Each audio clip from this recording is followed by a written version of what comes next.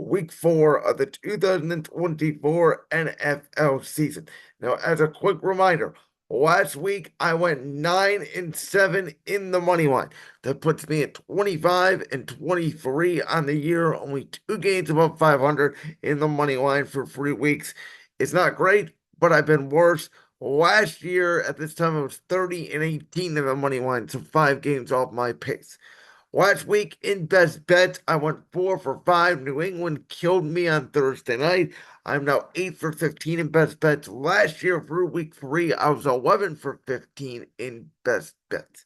Again, if you are new to this podcast, what I do every single Thursday on this show is I come on here and I'll give you all 16, or if there's bye weeks, 13, 14 games.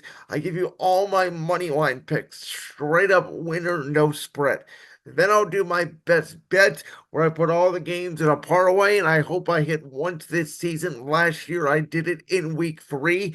This year in week 3, I came ever so close. I went 4-4-5. So we're going to try to go 5 for 5 this week.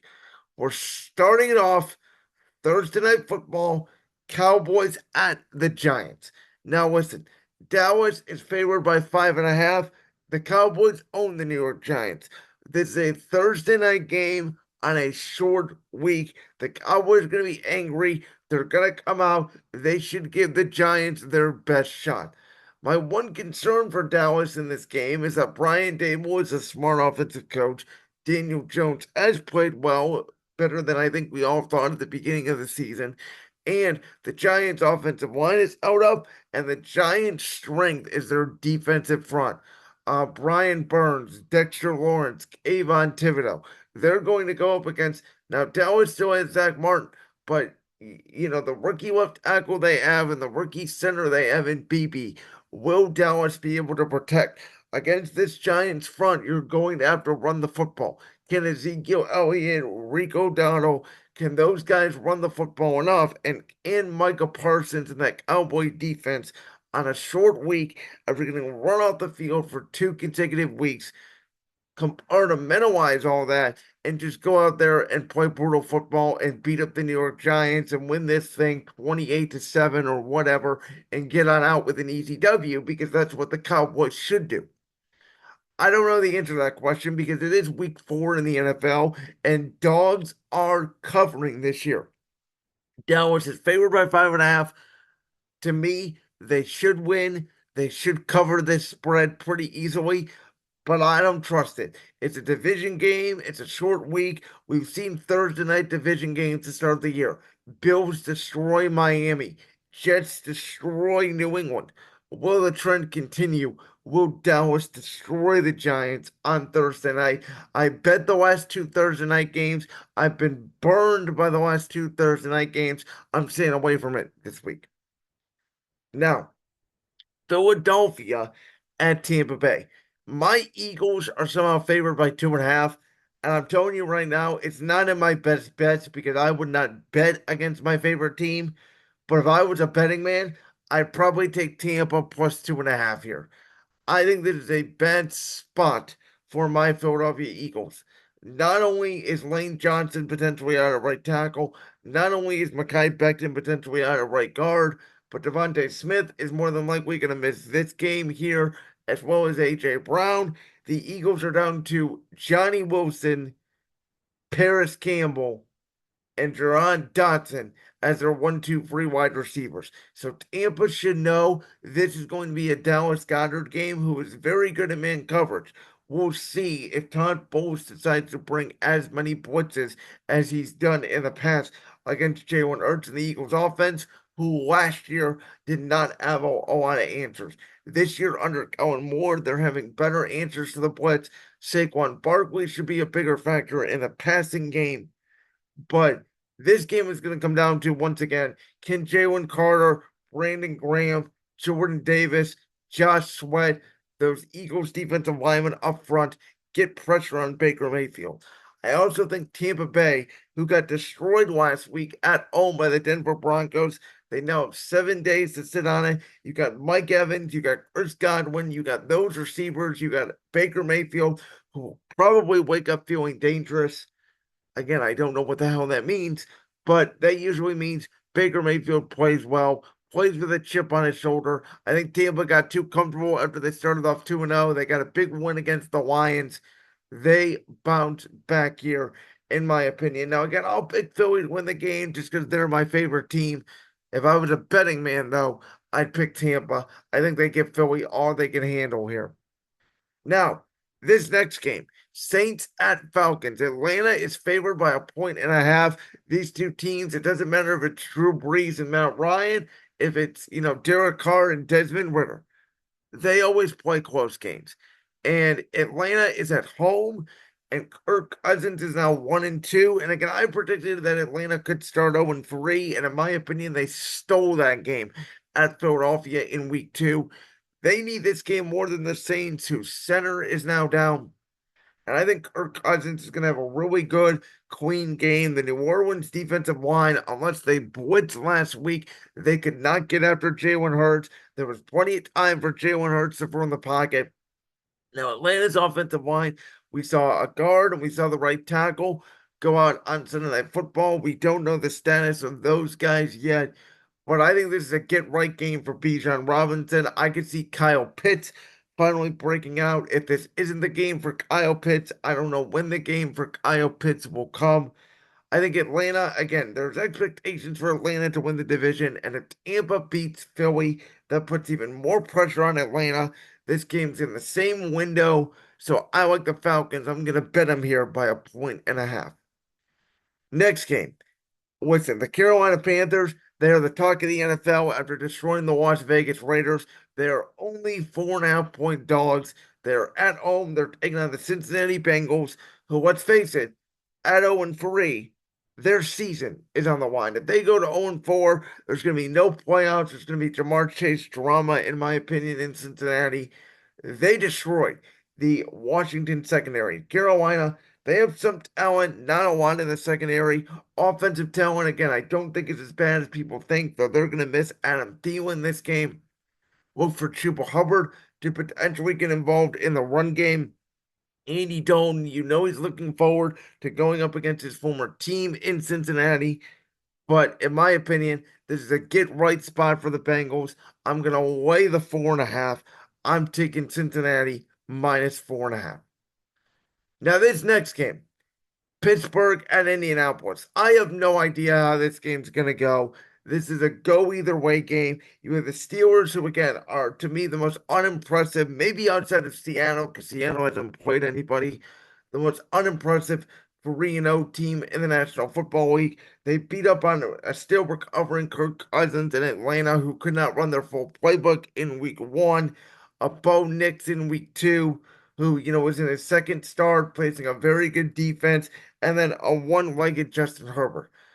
Anthony Richardson completes 50% of his passes at this point through 3 weeks. And I was so excited for Anthony Richardson when he came out of Florida, but he's starting to remind me a little bit of Trey Lance, to the fact where he is so raw that maybe he's just not a great NFL quarterback. He can make the most difficult throws in the world. He misses the easy layups, which concerns me. This Steelers defense is only giving up 9 points a game. If Pittsburgh starts 4-0, all they have to do is go 5-8 the rest of the way to have a winning record under Mike Tomlin. That's unbelievable to me. The Colts. Now we got Houston, who, may bounce back here, may wipe out the Jaguars to go to 3-1. The Jaguars look like a helpless mess. Tennessee's got Miami on the road.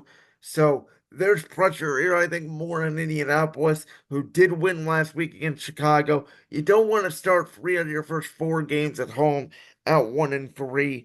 The Colts beat up on the Steelers last year in Indy. For that reason, I think history is on the Colts side here. Steelers take their first L of the season. Now, Jacksonville at Houston. I know you're going to think I'm nuts.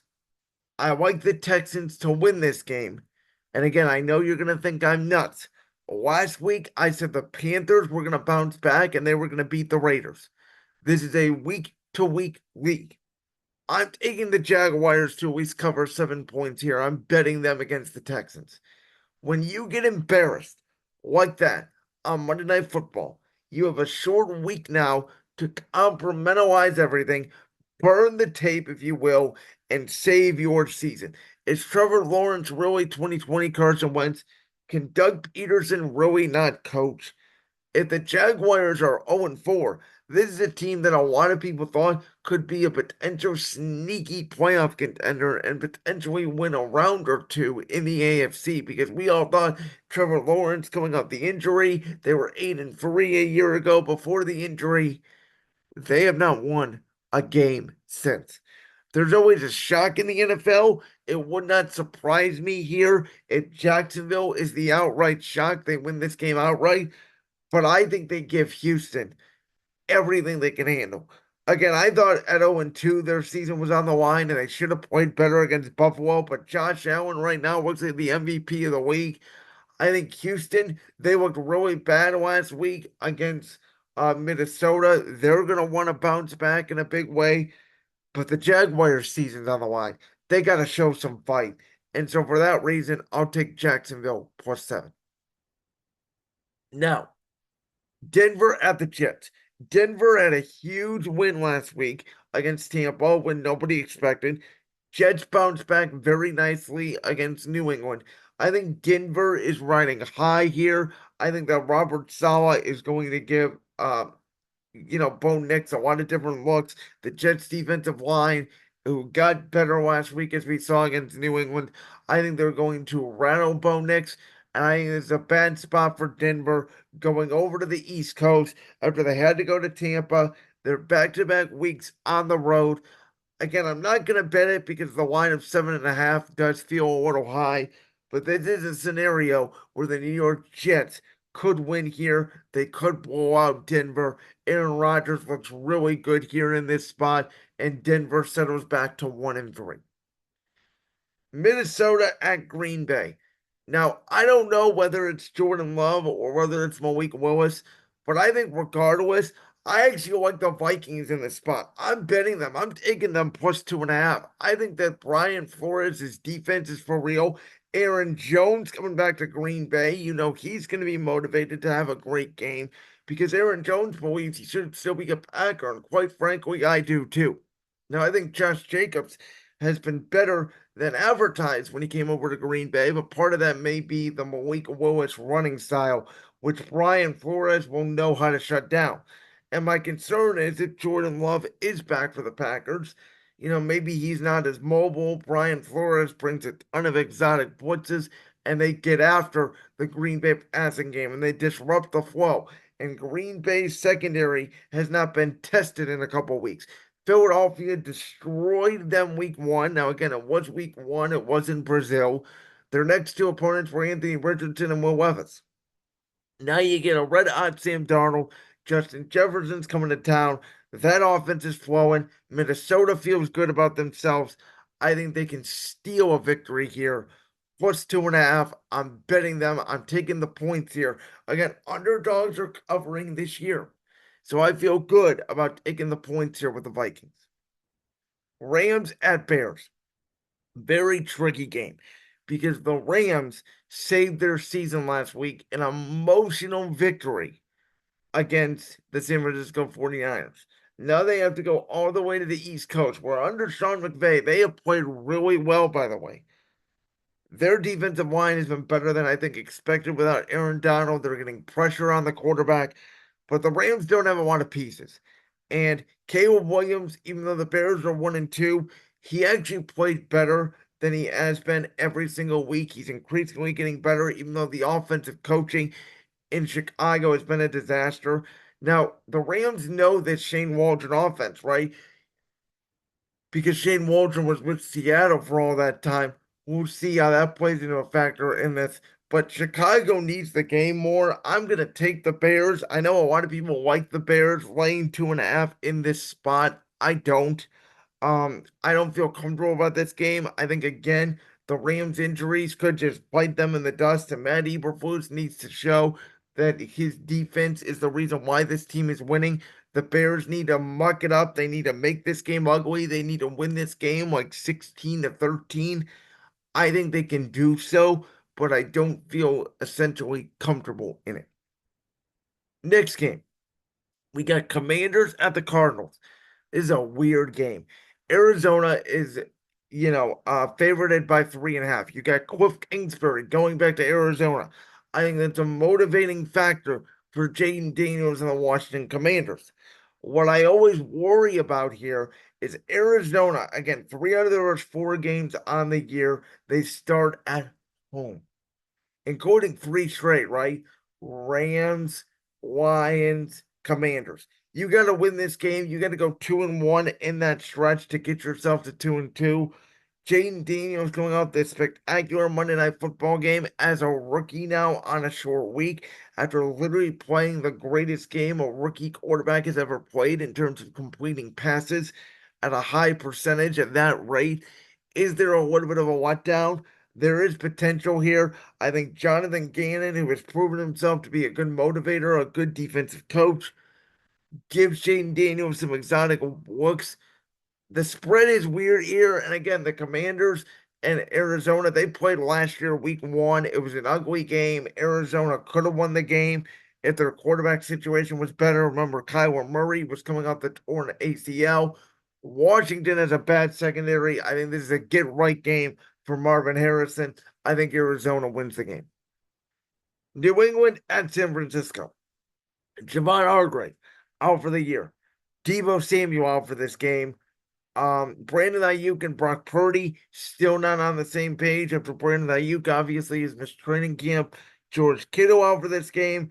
Brock Purdy seems like he's gonna go, which is why the spread is still 10 points here, even though he is listed as day to day. New England on a short week. They just got embarrassed in prime time. Gerard Mayo is gonna have more time to prepare for this Niners team. There is a scenario out there where New England just runs the hell out of the ball. San Francisco can't stop them, and they cover this, and they may even win it.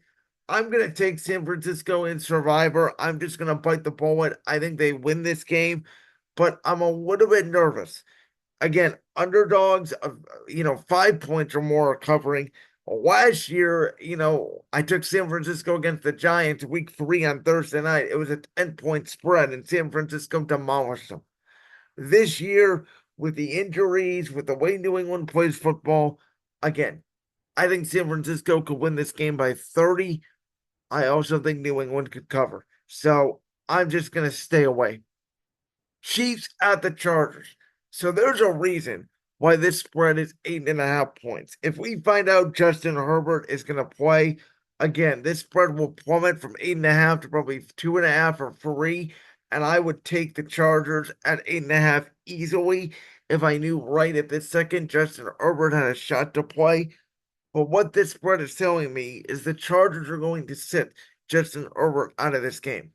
Now, Kansas City, I believe they played like 10 straight one possession games or something crazy like that. They don't have the ability to blow people out. And Derwin James is suspended for this game for essentially too many violent hits to the head. Joe Alt is banged up in this game, so Steve Spagnuolo and the Chiefs defense is going to be blitzing mega Taylor Heineke, which this is what this game is really about. Can that J.K. Dobbins, Gus Edwards run game, can Taylor Heineke keep him honest? I don't think Kansas City is going to, blow the Chargers out. I think it's going to be a ball control game. Carson Steele, Samaje Perine. Maybe this is a get right game for Travis Kelce. Kansas City keeps talking about it. The whole media keeps saying Travis Kelce's washed. It's only a matter of time before Travis Kelce comes out and has a big game. Could be this game. Regardless, though, my excitement has calmed down because I think Justin Herbert is not going to play this game. This is the 425 national window game. I still want Kansas City to win the game. Browns at Vegas. Now, I'm going to be honest. I'm taking the Browns. I know I shouldn't.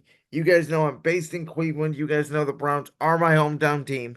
It is my birthday on Sunday, so I wish for my Eagles and Browns to win these games, though I think both of them are probably going to lose if I had to guess. Though, again, I'm going to pick them because they're my hometown team, so I'll eliminate my credibility there, which is why I'm not betting Philly. I'm not going to bet Cleveland anymore this year.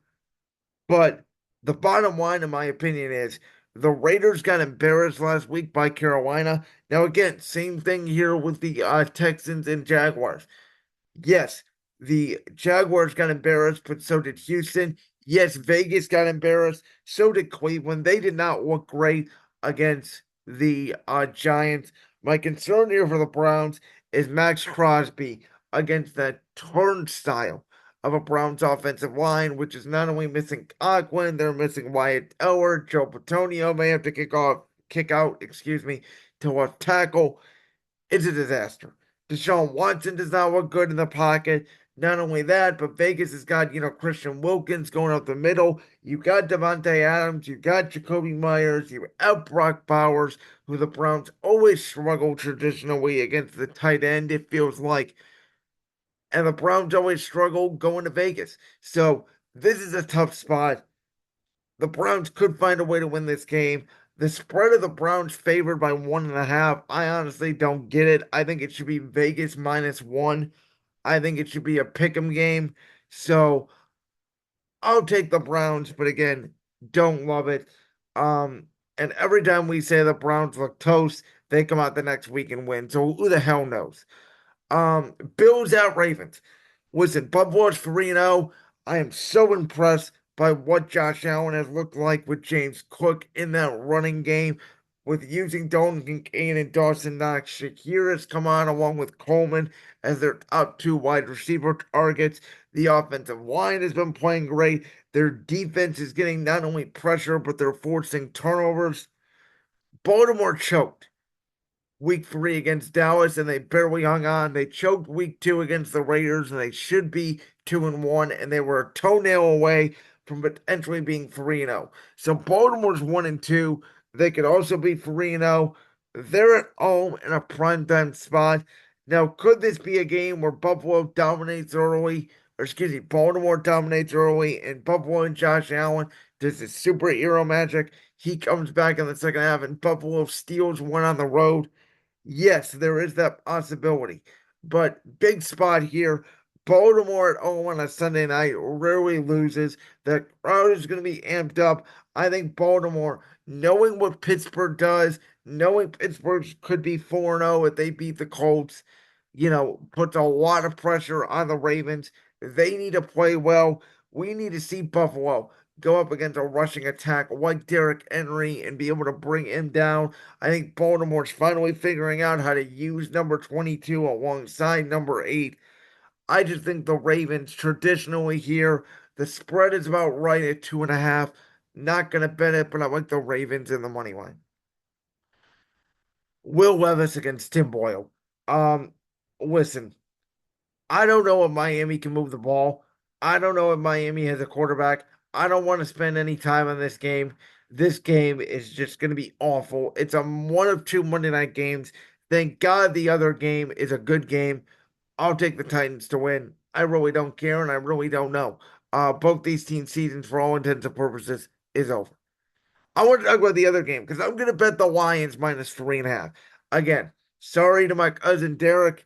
Sorry to all my friends out there who are Seahawks fans. I don't think Seattle has played anybody yet. You have played Miami without Tua and then without Skylar Thompson in the second half. You have played New England, who you really should have lost to, and they just got annihilated by the Jets. And I think New England is turning into who we thought they were. And then you play Denver.